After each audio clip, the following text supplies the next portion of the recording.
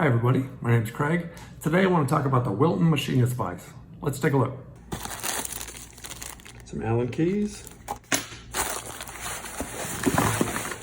And the vise itself. Boy, it is heavy.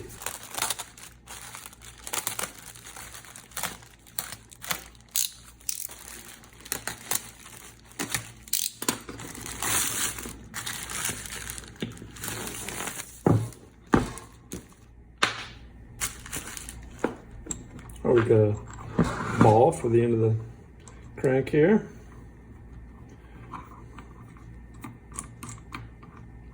And there's the other one.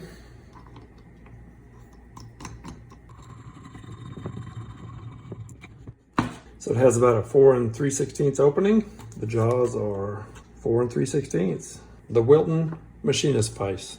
Thanks for watching.